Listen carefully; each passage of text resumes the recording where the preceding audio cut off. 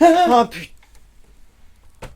J'ai encore rêvé de ma grand-mère qui mourait dans une tour. J'ai encore rêvé de saga nulle. Oh putain. Allez, ça envoie des balles perdues.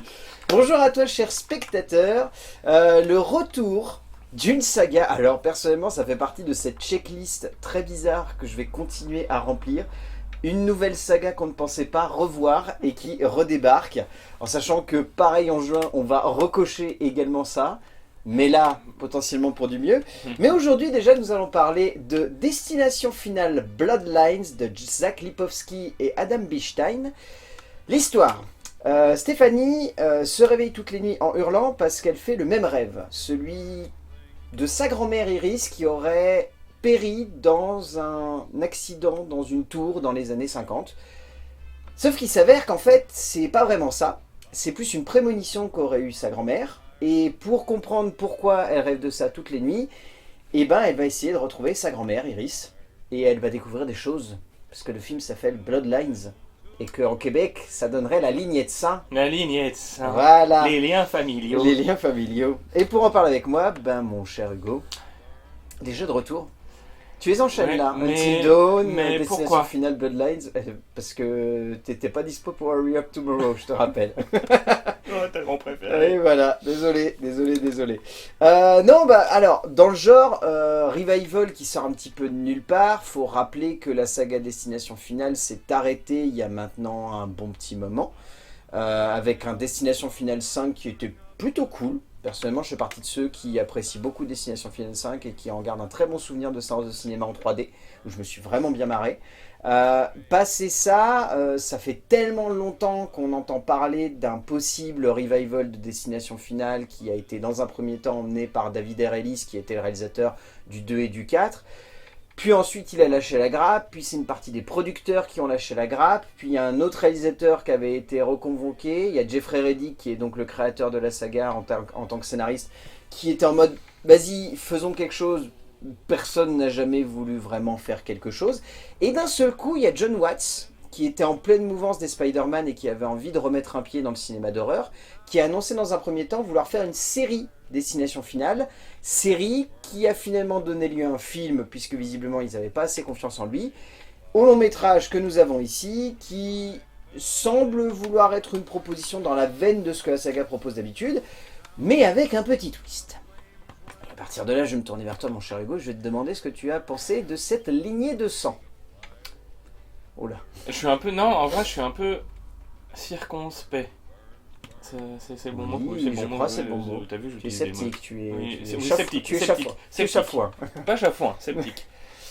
Il y a un côté quand même très jouissif qu'on retrouve dans toutes les destinations finales, qu'on retrouve un peu dans tout ce qui va être vraiment gore, torture porn, voilà, c'est les sauts, les terrifiers et j'en passe. Ce côté-là m'a bien plu dans le film, mais je crois que c'est la seule chose qui m'a plu dans le film. Et bah, au bout d'1h50, le film a beaucoup de défauts. Je trouve a beaucoup de défauts, on reviendra dessus au fur et à mesure de la vidéo, mais j'ai pas été emballé. On n'a pas le même effet de surprise que quand le 1 est sorti aussi, Mhm. ça c'est sûr, donc bah forcément tout de suite après il faut assurer derrière, et malheureusement je trouve que ce n'est pas assuré derrière, en tout cas c'est mon avis. Je vais pas être dur avec le film parce qu'il n'a pas la prétention de ni renouveler le cinéma de genre ni la saga, c'est pas le but. Il y a des choses intéressantes, il y aura plein de, enfin je pense qu'il y a pas mal de choses à dire, mais j'en suis ressorti vraiment et avec une dissonance, voilà, dissonance. Oh. Ouh. Ah non mais ce matin je suis à fond. Il est intellectuel, ce genre. Dissonance. Oui. Avec une dissonance entre le côté jouissif et quand j'ai pris ma voiture hier soir en sortant du cinéma, j'avais peur que tout me tue. Donc ça a bien marché finalement. Finalement, mais je sais pas si c'est très agréable. Ah non, non, c'est pas agréable. Donc voilà, c'est mon humble avis. Voilà. Je me suis bien marré, moi, personnellement. J'ai passé un bon moment. Alors, il y a plein de défauts. Il est bourré de facilité, d'instants où on se dit, franchement, c'est un peu excessif. Il Ouais, est on est d'accord, mais on a Il bien est rigolé quand même. beaucoup trop long. Beaucoup trop long. 1h50, c'est une anarchie de longueur. Disons que dernièrement, en plus, les destinations finales, à part le premier qui dure 1h40 et le deuxième qui est à peu près dans les mêmes time codes, à partir du 3, ils ont commencé à dire c'est trop long, 1h30, c'est très bien. Et 1h30 pour faire des morts impressionnantes, Voilà. ça suffit. Hein. Et je crois que le 4 avait carrément squeezé cette idée-là en durant 1h21. Je crois que le 4, bon, le 4 était mauvais, hein, donc le 4 s'en battait un peu les couilles. Mais le 4 avait décrété, on s'en fout, 1h21, c'est très bien. Le 5 avait un peu plus assumé ça en faisant Il y a une 1h30. raison pour la longueur, Ouais, mais mais elle est... Voilà, oui. c'est le scénario qui essaye de patauger et qui galère. C'était quoi comme mine là? Qui rame. Ouais, on va se remettre au bateau, Valentin. Hein. Ça rame. Ça rame. Ça rame. Non, mais c'est un film qui est fun, c'est un film qui est divertissant, c'est un film qui assume son idée première qui est juste de nous faire passer un bon moment avec des morts qui sont bien abusives, bien excessives, bien grand guignolesques, qui essaye de construire une dramaturgie qui se veut un petit peu différente, on aura l'occasion de l'évoquer quand on parlera de l'écriture des précédents volets, c'est-à-dire qu'il y a une envergure dramatique qui n'est pas la même que d'habitude, ce qui fait que du coup on peut se dire qu'au moins ils ont essayé d'être créatifs et de pousser la saga dans un nouveau retranchement pour pas se redire, parce que c'est ce qui a un petit peu été reproché à la saga au bout du 5e volet, c'est qu'on connaît la recette, on sait la forme que ça a, maintenant il va peut-être falloir amener un peu de nouveauté. C'est exactement ce qui se passait aussi avec la saga Saw, où il a fallu vraiment amener de la nouveauté, parce qu'au bout d'un moment, on commence à connaître l'histoire. On a compris quoi. Voilà, c'est ça. Donc il y a cette intention. Mais après, c'est un film que je pense on gardera pas non plus en mémoire comme étant un exemple de revival de saga éblouissant et chatoyant. Alors qu'au mois de septembre, souviens-toi l'été dernier, je suis sûr que ce sera bien. Ouais, on en parlera. Genre pareil. Je prends les paris. Mais j'ai beaucoup moins d'attache en plus avec Souviens-toi l'été dernier. Ouais, Donc, du alors coup, ça moi, j'en ai m'intéresse encore moins. Je te propose qu'on saute dans l'écriture. Donc à la base, il y avait donc John Watts qui avait conçu l'histoire et qui ensuite a aidé au scénario à développer ça avec Guy Busick et Laurie Evans-Taylor. Guy Busick étant quelqu'un qui est plutôt connu dans le monde du revival, puisque c'est leur mec qui a quand même participé au revival de la saga Scream, puisqu'il est le scénariste de Scream 7. Voilà, je te pose ça comme ça, et Scream 6 d'ailleurs de mémoire. Non, c'est tout comme Scream scénario, 7, pas bon. Scream 6. Ah, hein. Oui, non mais t'inquiète. Non, mais disons qu'en fait, la base de l'écriture, moi je la trouve plutôt cool en fait, parce que on vous l'a pas trop dit dans le résumé, parce que c'est un peu du spoil, mais quoique pas tant. La scène d'introduction du film pose bien la base d'un espèce de pont justement entre les précédents volets de la saga et ce qui va advenir ensuite, parce que disons que le fameux rêve qu'a Steffi, on le voit en entier. On voit littéralement le rêve, c'est-à-dire littéralement la prémonition qu'a eu Iris. Et c'est la partie en fait où je me suis dit, ah tiens, bon d'accord, on commence direct dans le bain, on va voir ce que ça va donner. Et dès ce moment-là, on sent qu'il y a une envie de vouloir un petit peu jouer avec le spectateur, de déconstruire un petit peu le modèle de la saga, dans le sens où on va s'amuser à mettre plein de MacGuffin, plein de setup, plein de moments où on va se dire... Qu'est-ce qui va Voilà. tuer quoi? C'est ça, il y a plein de trucs, genre regarde ce détail, ouais, il y a plein de setup payoff tout du long, et c'est plutôt rigolo parce que en un sens, toute la saga Destination Finale est basée sur le principe du fusil de Chekhov, c'est-à-dire si tu vois un truc à l'écran et si on appuie dessus, c'est pour te guider vers une direction et pour que cet élément il soit utilisé après. Et là notamment, c'est par exemple le cas de la pièce ou des trucs comme ça. Là-dessus, c'est plutôt bien construit et je trouve que de manière globale, il y a une vraie envie de vouloir emmener le spectateur dans une direction pour ensuite lui faire comprendre que « Ah, tu pensais qu'on allait refaire la même chose ? On va t'emmener dans un nouveau registre, on va essayer de creuser la saga dans une autre possibilité, qui est celle de la filiation familiale. » Qui est une idée que je trouve plutôt cool. Parce Oui, que... oui. Non, l'idée de base est intéressante. Hein. Limite, il aurait pu s'appeler Destination Finale 0, quoi. Oui, presque. Parce qu'il explique toute la saga, voilà. Mais l'idée est bonne.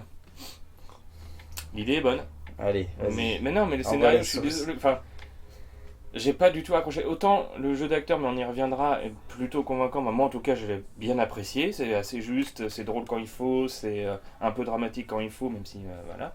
Mais c'est pas du tout aidé par un scénario qui est d'une convenance et vraiment, les scènes entre les grosses scènes où on sait qu'il va y avoir des morts et que ça va être impressionnant. Vraiment, j'étais là, mais pitié quoi. En fait, le souci qu'a ce script, je pense, c'est que... En fait, c'est le grand défaut. On évoquera ensuite, mais disons que la mise en scène a cette créativité et cette justesse de ne pas se prendre au sérieux. Et on retombe en fait dans ce script qui faisait un petit peu le charme du 1 et du 2, mais qui avait été rapidement abandonné avec le 3, ce sérieux, ce premier degré. C'est-à-dire, la mort vous poursuit, c'est quelque chose de dramatique.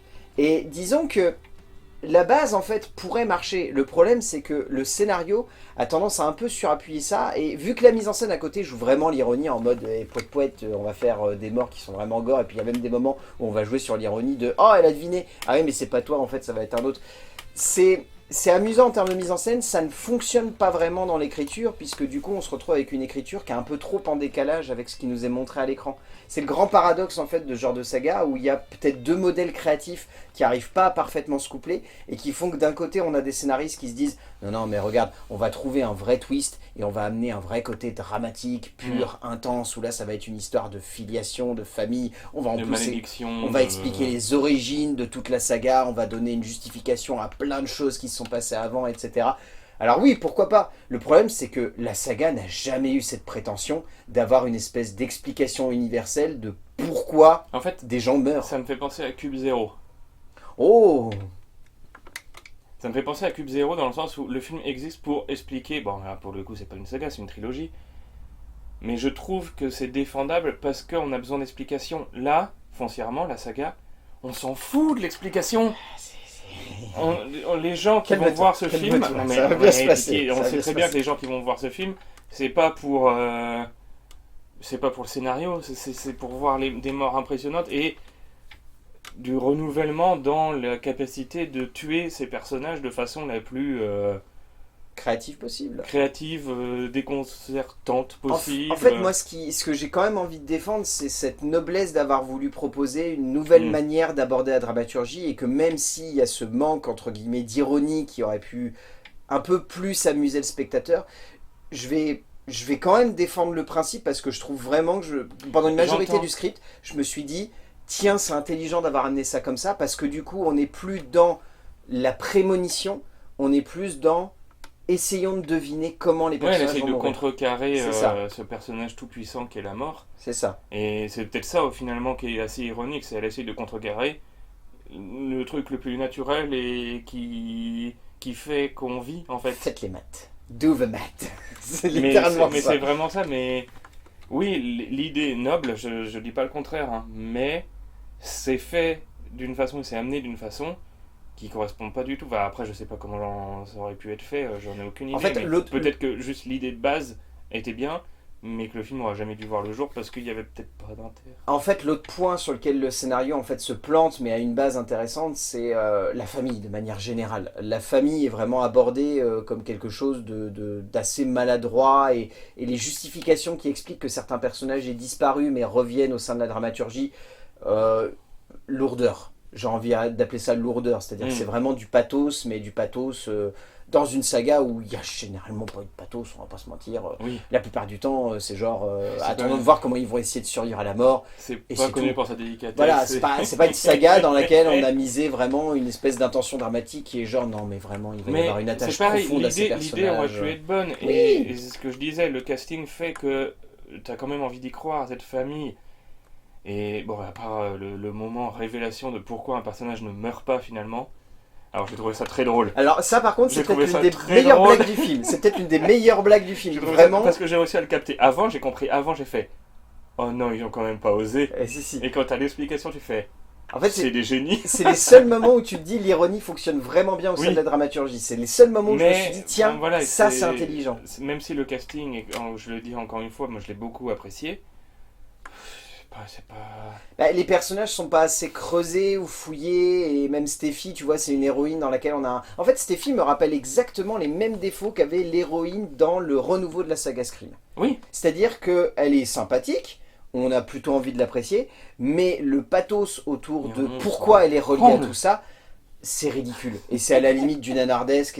Et en fait, c'est là qu'on voit la patte de Guy Busick qui veut absolument créer des connexions plus ou moins concrètes, intelligentes entre plein de trucs, et qui n'arrive pas à faire ça de manière si ça se trouve, concrète. il est vraiment complotiste. Il se dit, dans tous mes films, je vais mettre de la théorie du complot par rapport à la saga dans laquelle j'écris le film, pour que les gens commencent à se dire, mais en fait, les théories du complot, c'est pas si con. Alors, j'espère que c'est pas le cas, parce que sinon... Ou alors, il est contre les théories du complot. J'arrête. Je sais pas, non, je pense juste, tu Mais- sais qu'il aime bien créer des connexions. Mais et toujours étant, voilà. tout est lié. Voilà, c'est pas loin d'être ça, c'est vraiment tout est lié. Merci, bonsoir. Et ben, si ça se trouve, qui sait, le prochain Destination Finale, ce sera un mélange avec Scream. Oh là là, tais-toi, s'il te plaît, tais-toi. En termes de mise en scène, donc Zach Lipovski et Adam Bichstein. Alors personnellement, moi j'ai vu qu'un seul des films qu'ils ont réalisé avant. C'était Freaks, qui était pas mal. C'était sorti en 2018, c'était sorti chez nous directement en vidéo, ça avait eu pas mal de prix internationaux, c'était sympathique. Honnêtement, si on devait... voilà. C'était en plus un revival d'Emile Hirsch qui ressortait un petit peu de nulle part et qui tenait un rôle dans ce film. Voilà, c'était... Mais c'était sympa, il y avait vraiment des idées. Je pense que c'est ça qui a permis aux deux réalisateurs de se lancer sur la saga Destination Finale. Parce que sinon, leur plus grand fait de gloire, c'est le live action de Kim Possible. Attends. Oui, Pause. Stop the breaking down. Il y a un live action de Kim Possible? oui, tout à fait. Et c'est eux deux qui l'ont fait. Oui, Mais je veux voir ça. oui, je m'en serais douté. Mais donc, c'est des réalisateurs qui ont des intentions de Un mise en scène CV, qui sont- voilà, un CV très surprenant. De manière globale, alors déjà, je tiens à pointer un truc du doigt. Je pense, à mon avis, que le département effets spéciaux de ce film a eu des difficultés à mettre pleinement en place ce que les deux réalisateurs avaient en tête. Parce que de manière générale, il y a des effets qui sont cool, il y en a d'autres où on pleure un peu des yeux et ça saigne parce que c'est un petit peu too Je much. pense surtout à la scène de fin. Oui, voilà, disons que la scène de fin, c'est très cool, c'est très fun, on rigole bien, on finit sur une bonne note, mais ça pique un peu les yeux. Ouais. Mais il y a à côté de vraies bonnes idées, il y a notamment un truc qui m'a beaucoup travaillé et je pense réellement qu'il doit y avoir quelque chose comme ça. Je pense qu'ils ont pensé leur film pour de la 3D. Oui. Parce qu'il y a vraiment des effets qui jouent beaucoup sur les perspectives, et notamment cette scène d'introduction donc dans la Skyview. Il y a des effets de mise en scène que j'ai trouvé juste géniaux, parce qu'en fait ils jouent avec la perspective de cette tour, et ils font très très bien ressentir l'idée de vertige. Parce que l'idée de vertige au cinéma, merci Alfred Hitchcock, l'effet vertigo, ça joue très très bien. Mais là il y a un effet de perspective qui consiste littéralement à jouer avec la gravité et la structure de la Terre, parce qu'il y a des moments où la courbe de la Terre s'inverse. Et où vraiment les immeubles se mettent à quasiment être en 3D et à pivoter, et j'ai trouvé ça génial. À ce moment-là, je me suis dit, ils se sont éclatés en termes de mise en scène sur cette scène d'intro. Et Ils ça se sont sent, vraiment dit, mais tout le long du film. vas-y, allons-y, mettons les potards à fond et essayons plein de trucs. Mais je trouve ça bien, c'est un gros point positif du film, c'est cette mise en scène qui est, bah déjà, tu sens qu'ils se sont éclatés, mais qui est jusque boutiste. Et même si effectivement des fois ça pique les yeux, même les moments où il n'y a pas de mort atroce, de mise en scène de mort atroce, j'ai trouvé la mise en scène vraiment trop chouette. Et la découverte dans la maison en pleine forêt, là, j'étais vraiment... Ils y sont allés jusqu'au bout. Ouais, la mise en scène avec ces caméras qui pivotent très légèrement comme ça en avançant et qui créent un effet de décors perspective. et Ouais. ces trucs, mais c'est vraiment... J'étais là, ok, là, oui, c'est un gros point positif au Ouais, film. clairement. Le seul regret que j'ai, c'est que si... on va dire les 3 quarts du film s'attardent bien sur les morts, ce qu'on veut voir dans un destination finale, les dernières sont vraiment succinctes et passées au...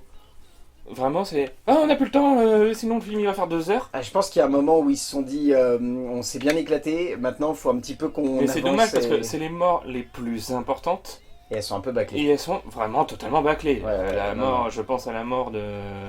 bah, justement qui se passe dans cette maison là, Oui, à la je fin. je vois tout à fait de laquelle tu veux J'étais parler. là... même pas un petit... C'est plus une blague. C'est vraiment une blague. Voilà, c'est ça, littéralement. j'étais là, C'est parce que c'est vraiment une vraiment blague dommage honnête. parce qu'il y avait un potentiel en plus. Parce que justement la mise en scène et le décor avaient été faits pour. Et t'as l'impression qu'ils ont fait bon, Ouais, on a plus le non. temps. Mais c'est un choix. la Mais mise le en reste scène du temps, reste c'est vraiment oui, très très cool. intéressante. Et au-delà de ça, moi, c'est le point que j'aime bien. Il joue énormément sur l'effet que j'évoquais au début, le côté fusil de Tchekhov, MacGuffin, on place un élément, on laisse croire au spectateur que ça va peut-être servir ou pas, c'est à lui de voir. Je trouve que de manière générale, c'est très bien fait et ça fonctionne bien. Mais Alors- et puis ça sert très bien aussi le scénario qui pour vous, mais voilà. Mais ça sert très bien le scénario et le personnage principal qui dit attention à ça, parce que ça va se déclencher. En fait, c'est elle qui nous explique limite, alors qu'on a 50 000 éléments, pourquoi il y a 4 éléments qui vont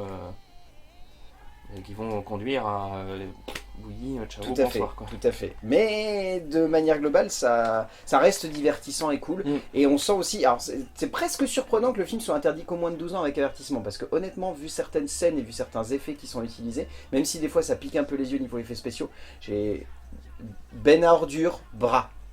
Oui. Voilà. Oui. J'ai un Oui. peu les yeux qui ont pleuré à ce moment-là, parce que je me suis dit, c'est drôle, mais c'est moche. Oh, c'est très Mais très c'est moche. moche. Mais c'est drôle. Très très très moche. Mais c'est moche. Mais en un sens, tu vois, c'est ce qui me rappelle que Stephen Quay, lorsqu'il avait fait Destination Finale 5, il avait utilisé un petit peu les mêmes effets, un peu de chipouille au niveau du sang et au niveau du gore. Après, il y a plus de 10 ans qu'il s'est parlé de films, mais où je pense que c'était aussi une intention de vouloir avoir un petit côté over the top et grand guignolesque. Oui, Et que du coup, si tu fais ça en 3D, c'est encore plus déconnant parce que tu peux t'amuser à faire plein de trucs. Un peu Terrifier, voilà, grand guignolesque. Ouais, sauf oui, que oui. Terrifier, c'est tout effet plateau. Et ça, c'est. Oui, ça, c'est bon, chapeau. après, c'est une autre histoire, mais bref. Oui, mais encore une fois, il faut c'est saluer. le côté grand guignolesque et poussé jusqu'à, oui, déshumaniser complètement en utilisant de la 3D. Ouais. Mention spéciale au très gentil papa qui a amené son fils hier, qui regarde sûrement pas ta chaîne. Quand c'est interdit aux moins de 12 ans, c'est interdit aux moins de 12 ans. J'avais un gamin devant moi qui sincèrement n'en avait pas plus de 10. Ouh, ouais, bon, bah écoute. Et vraiment, ils se sont installés devant moi, j'étais là. Tu vois Stéphie? Il va faire pareil que Stéphie. Voilà, c'est exactement la même chose. Non mais il y a je sais pas, Écoute. je sais pas comment les vendeurs ont accepté que le jeune aille voir le film, ça m'a énervé. Bref, c'était la parenthèse. De toute façon, il faut que je râle dans chaque vidéo. Oui, de toute façon, il y a Toujours toujours. aussi, il y a personne qui a fumé dans la salle. C'est ça, là c'est un papa Mais qui là- a emmené son fils. Là, et- vraiment, j'ai vu le gamin rentrer, j'ai fait.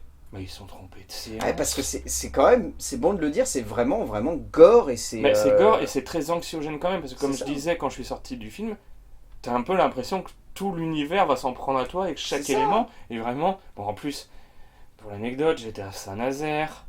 Et à Saint-Nazaire, t'as la base sous-marine, t'as les chantiers de Saint-Nazaire et T'as tout. une donc ambiance t'as quand même, vraiment. t'as un truc. Ils auraient pu faire un opus et puis passer le pont de Saint-Nazaire aussi, tu vois. C'était vraiment genre. Destination J'étais finale là. French Lines. Oui, c'était un peu ça. Mais voilà, je me suis dit, mais gamin, mais genre, je sais que j'étais premier à regarder des films d'horreur à cet âge-là, mais pas au cinéma. À la maison. Dans À le la confort de la maison et dans le côté rassurant d'avoir les Et parents juste regarder à des côté. bons films d'horreur. Oui, c'est Mais sûr. ça, c'est un autre sujet. Allez, voilà, ça y est, il l'a rebalancé.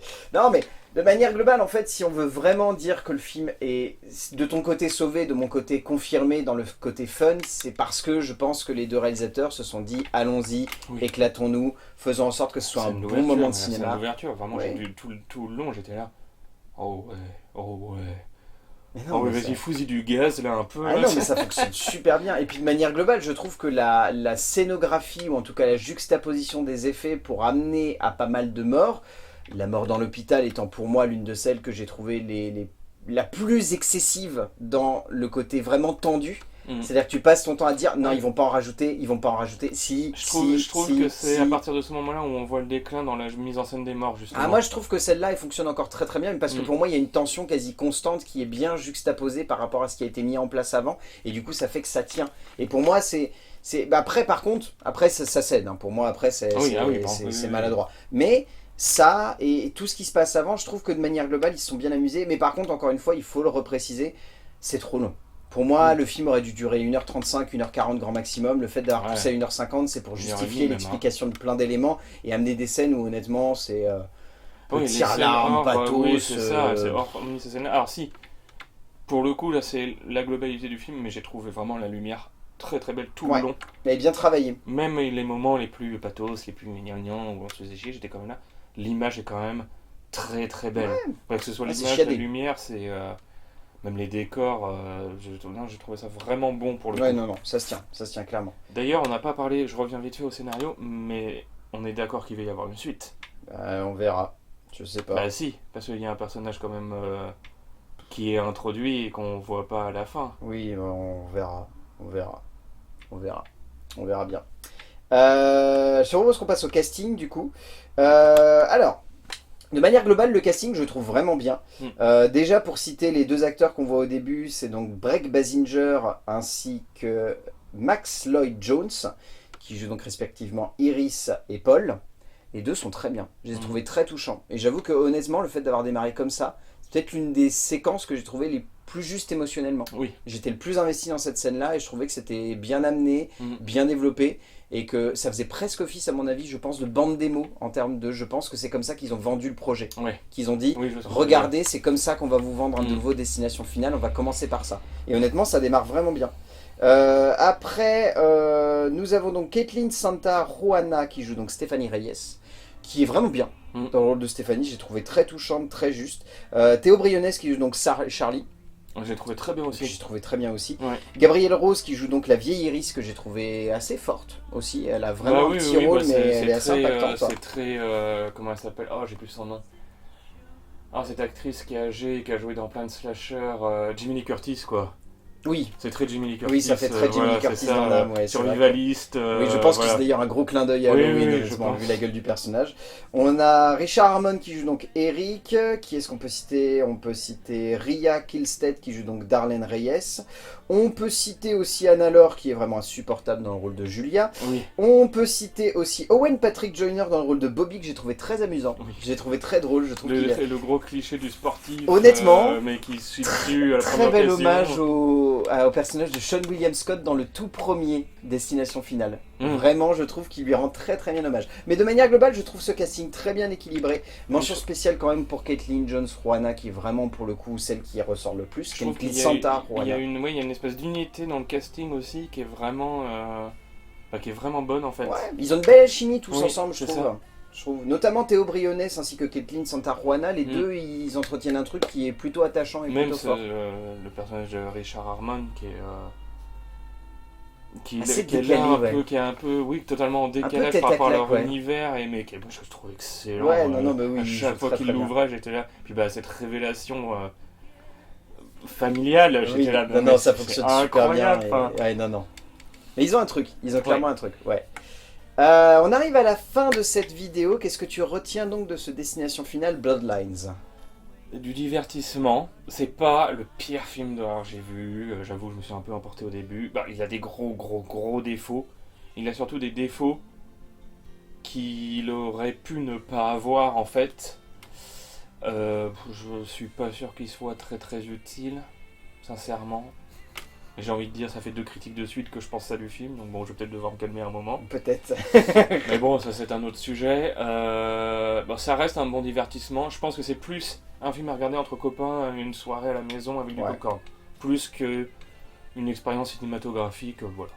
Ok. Non, moi je recommanderais bien quand même d'aller le voir en salle. Je pense qu'il y a moyen que vous vous éclatiez bien, que vous Allez le passiez voir un à bon plusieurs. moment. Parce Ouais, que tout, voilà. tout seul, je me suis vraiment fait chier. Ouais, bon. Non, moi j'ai quand même passé un bon moment, tu vois. Je trouve qu'il y a un petit Mm. côté divertissant. On revient à ce qu'avait été le 5, c'est-à-dire vraiment on se prend pas la tête, on va avoir un bon divertissement. Il y a un peu plus de profondeur, mais comme on l'a dit, c'est assez maladroitement amené. C'est Mm. compensé par un côté jouissif, divertissant Et par ce casting quand même. et ce casting je qui pense est fonctionne important. vraiment bien.